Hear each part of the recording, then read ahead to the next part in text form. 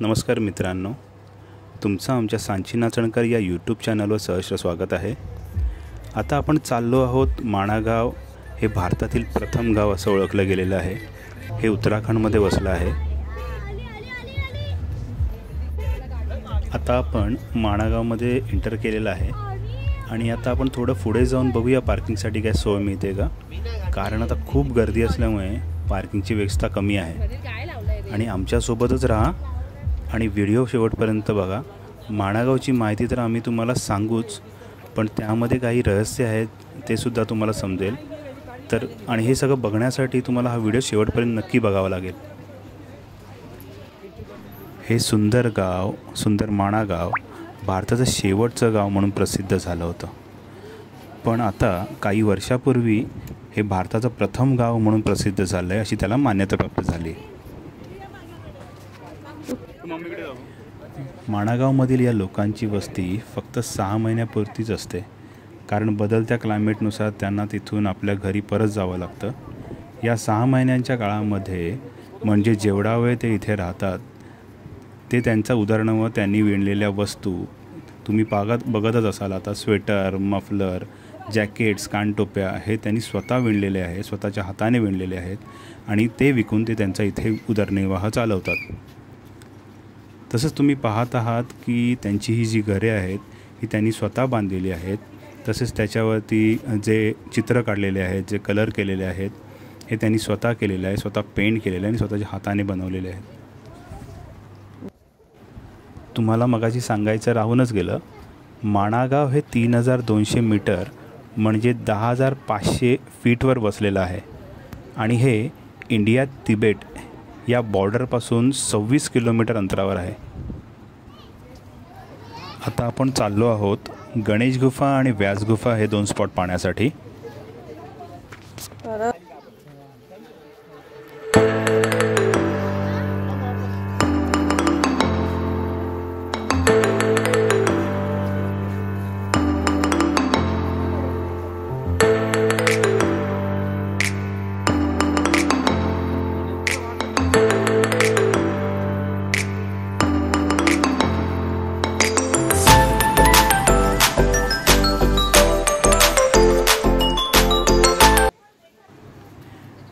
गणेश गुफेबद्दल असे सांगितले जाते की महर्षी वेदव्यास यांच्या सांगण्यावरूनच आपल्या गणपती बाप्पाने येथे बसून महाभारत हे महाकाव्य लिहिले।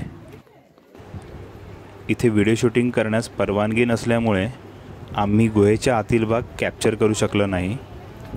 इथे पुढे आल्यानंतर व्यास गुफा आहे। इथे बघूया व्हिडिओ करण्यास परवानगी आहे का, तर जेवढं शक्य होईल तेवढं तुम्हाला दाखवण्याचा प्रयत्न करतो आम्ही।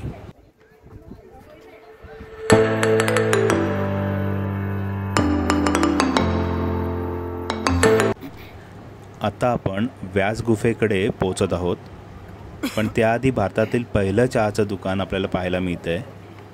आपण व्यास गुफेचं दर्शन घेऊ आणि त्यानंतर आपण पुढे चहाचं आस्वाद घेऊ।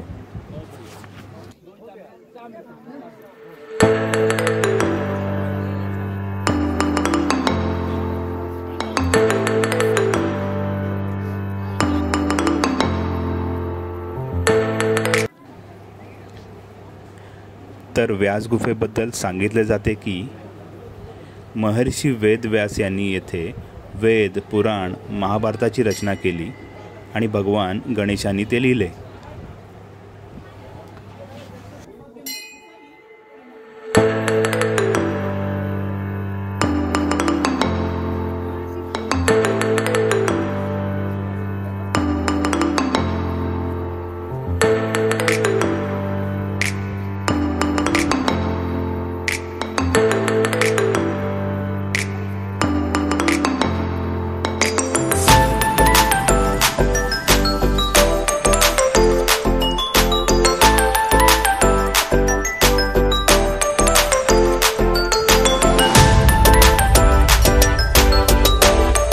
आता आपण भीमपुलाच्या दिशेने जात आहोत। हा रस्ता आहे ना, तो भीमपुलाच्या इथे जातोय, पण हे खालच्या साईडला भीमपूल असल्यामुळे आता पूर्ण हे आपल्याला उतरून खालच्या साईडला जावं लागणार आहे।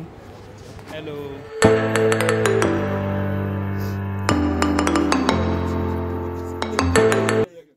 अजून पोचायला थोडं 5 मिनटं लागेल, कारण रस्ता खूप छोटा आहे आणि गर्दी पण आहे, त्यामुळे चालणं थोडं हळू आपण चालतोय.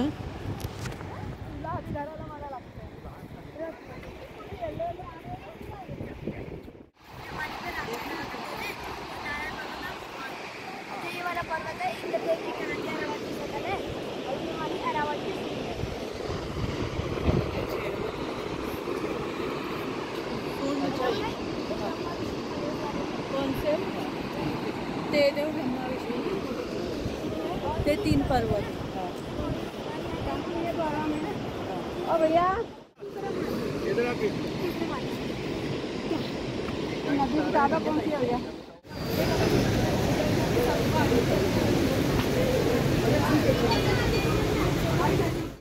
आता आपण भीमपुलावर पोचलेलो आहोत. तर इथे सरस्वती मातेचं मंदिर आहे आणि सरस्वती नदी वाहते आहे, तर सोबतच राहा. माता बघ. कौन सा कैलाश मानसरोवर? अरे तो बोल रही माता की मूर्ति है और वो कैलाश मानसरोवर. कैलाश मानसरोवर सरस्वती माता का मंदिर है. अच्छा. असं सांगण्यात येत आहे, भगवान गणेश जेव्हा वेद लिहित होते तेव्हा सरस्वती नदीच्या आवाजाने त्यांना त्रास होत होता. तेव्हा त्यांनी सरस्वती नदीला विनंती केली की आवाज कमी कर, पण नदीने नकार दिला. तेव्हा त्यांनी तिला श्राप दिला की यानंतर तू इथे कधीच कोणाला दिसणार नाही. म्हणजे नदीचा एंड इथे होतो आणि ह्याच्यानंतर ती नदी पातालाच जाते आणि कुठेही कुठल्याही नदीला तिचा संगम होत नाही. द्रौपदी जी ऐसे फिसल के मर गई थी और यहाँ पे ये काले काले द्रौपदी जी के बाल ये जो भी है वो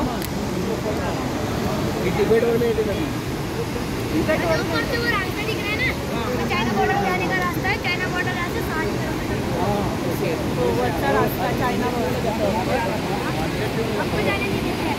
आपको जाना है ना, किसी को भी लेकर आने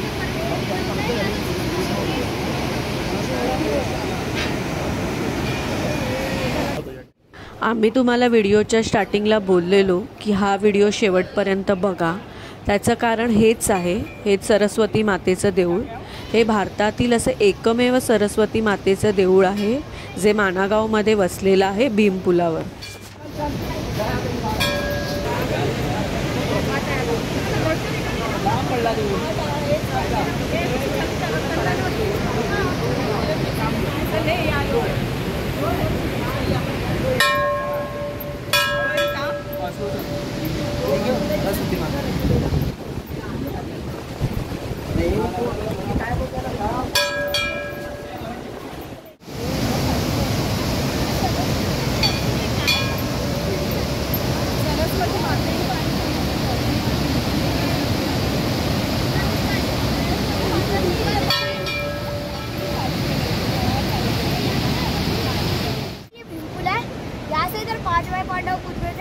द्रौपदी जी नहीं कूद पाए तो महाबली भीमसेन ने बहुत बड़ा विशाल पत्थर रखा है, इसे भीमपुल कहते हैं.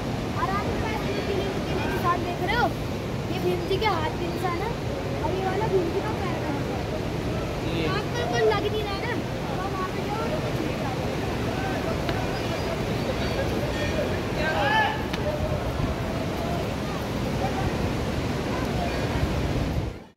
येथे सरस्वती नदीवर भीमपूल आहे. सांगितले जाते की जेव्हा पांडव स्वर्गात जात होते तेव्हा त्यांनी सरस्वती नदीकडे पुढे जाण्यासाठी म्हणजे स्वर्गात जाण्यासाठी रस्ता मागितला होता. पण जेव्हा नदीने नकार दिला तेव्हा भीमने 2 शिळा उचलल्या आणि नदीवर ठेवल्या. त्यामुळे याला भीमपूल म्हणतात. या पुलावरून चालत पांडव स्वर्गात गेले.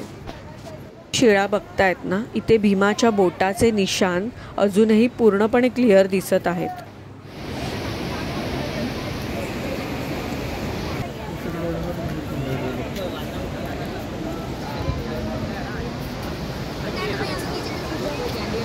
हाँ बोल क्या है?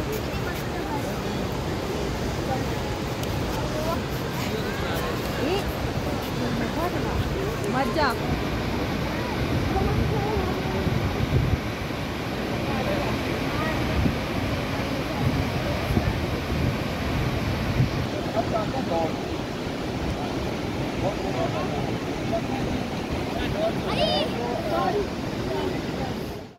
हा जो रस्ता तुम्हाला दिसत आहे ह्याच रस्त्याने पांडव पुढे स्वर्गाकडे गेले आणि ह्याला म्हटलं जातं स्वर्गाचे द्वार.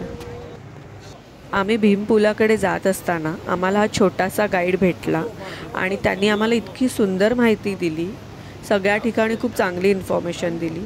तर ती माहिती तुमच्याकडे पोचावी म्हणून आम्ही त्याचा हा वेगळा व्हिडिओ बनवला आहे. तर नक्की त्याचा हा व्हिडिओ बघा. आणि मैं क्लास 7th में पढ़ता हूँ, तो मैं यहाँ का छोटा गाइड हूँ माणा का. तो मैं आपको यहाँ के बारे में बताता हूँ. तो पहले यहाँ आता है गणेश गुफा, फिर आता है ब्यास गुफा, फिर भीमपुर, सरस्वती नदी आते हैं. तो गणेश गुफा के बारे में आपको बताऊंगा. जो गणेश गुफा है, उस गणेश गुफा में गणेश जी जब महाभारत लिख रहे थे तो बार बार उनकी लेखनी टूट जा रही थी, तो उन्होंने अपने टूटे हुए दांत से महाभारत लिखा हुआ है. और जब ब्यास जी गणेश जी महाभारत लिख रहे थे तो उनकी महाभारत लिखने की शर्त थी. ब्यास जी की शर्त ये थी कि जब भी मैं बोलूँगा तो आप उसका अर्थ सोच समझ कर लिखना. और गणेश जी की शर्त ये थी कि जब भी मैं लिखूंगा तो मेरी लेखनी रुकनी नहीं चाहिए, क्योंकि गणेश जी दोनों हाथ से लिखा करते थे, तो उन्होंने ऐसे करके महाभारत लिखा हुआ है. और जो फिर है ब्यास गुफा. जो ब्यास गुफा है, ब्यास गुफा में ब्यास जी ने महाभारत बोला था और गणेश गुफा में गणेश जी ने महाभारत लिखा था. तो जो ब्यास गुफा है ना, ब्यास गुफा में जब जाओगे तो उसके ऊपर ऐसी धारी धारी है, वो है ब्यास पोथी. पोथी का मतलब पुस्तक होता है. उसमें व्यास जी ने अपने वेद पुराण और महाभारत भी इसी में लिखा हुआ है. तो जैसे ही कलयुग आया था तो वो पत्थर का बन चुका है. तो जो अब ये है भीमपुल वाला पॉइंट है. जो भीमपुल है, भीमपुल में है जो भीम जी ने बनाया है. तो यहाँ से इधर 5 भाई पांडव कूद गए थे. द्रौपदी जी नहीं कूद पाई थी, तो महाबली भीमसेन ने यहाँ पे बहुत बड़ा विशाल पत्थर रखा हुआ है, तो उसे भीमपुल कहते हैं. जो भीमपुल है ना, उसी में ऐसे नुकीले नुकीले निशान दिखेंगे आपको, तो वो है भीम जी के हाथ के निशान. और उसी के बगल पे भीम जी का पैर का निशान है पूरा बड़ा. और जो यहाँ पे एक नदी है, ये सरस्वती नदी है, जो आती है तिब्बत से, और अलकनंदा है जो आती है अलकापुरी से. तो वहाँ पे दोनों नदियों का संगम होता है, जिसे केशवपुरा कहते हैं. तो सरस्वती नदी ने ब्यास जी ने श्राप दिया था. जब ब्यास जी और गणेश जी महाभारत लिख रहे थे तो सरस्वती जी की जल क्यों जा रही थी, तो ब्यास जी महाभारत नहीं बोल पा रहे थे. तो ब्यास जी ने सरस्वती जी को श्राप दिया था कि आप यहाँ से आगे जाओगी तो आप विलुप्त हो जाओगी. तो सरस्वती नदी यहाँ से आगे जाती है और वहाँ पे विलुप्त हो जाती है. और वहीं पर पे 2 बर्फ वाले पर्वत है, जो है नर और नारायण पर्वत. जो नर पर्वत है वहाँ पे राक्षस रहा करते थे और नारायण पर्वत में भगवान रहा करते थे. और वहीं पर एक बहुत बड़ा आपको पर्वत दिखेगा, जो है इंद्रदेव जी के हाथी ऐरावत की शकल. और वहीं पर एक ऐरावत की सूंड भी है, जहाँ पे मंदिर शुरू होता है. और यही आगे पे एक पुल है, जहाँ से 5 भाई पांडव स्वर्ग गए थे और द्रौपदी जी वहाँ से फिसल के मर गई थी. और वहीं पर एक काले काले द्रौपदी जी के बाल के निशान है. और यहीं पर सरस्वती मंदिर भी है. धन्यवाद. आता खूप सारं फिरल्यानंतर आम्हाला सगळ्यांना खूप भूक लागली आहे. त्याच्यामुळे आम्ही इथे एक हॉटेल दिसलं, तिथे आम्ही खाण्यासाठी म्हणजे पेटपूजा करण्यासाठी थांबलो आहे. तर आपण थोडंसं आता खाऊन घेऊया, पेटपूजा करून घेऊया. आम्ही आता पेटपूजा करतोच आहोत. पण मित्रांनो, तुम्हाला आमचा हा माणा गावचा व्हिडिओ कसा वाटला हे नक्की आम्हाला कमेंट करून कळवा. आणि ही माहिती, हीच इन्फॉर्मेशन जास्तीत जास्त लोकांपर्यंत पोचावी म्हणून भरपूर सारे शेअर करा आणि खूप सारं लाईक करा आणि सबस्क्राईब करायला विसरू नका. आणि जर तुम्ही ह्या साईडला उत्तराखंडामध्ये येत असाल तर माणा गावला नक्की एकदा तरी तुम्ही विजिट करा.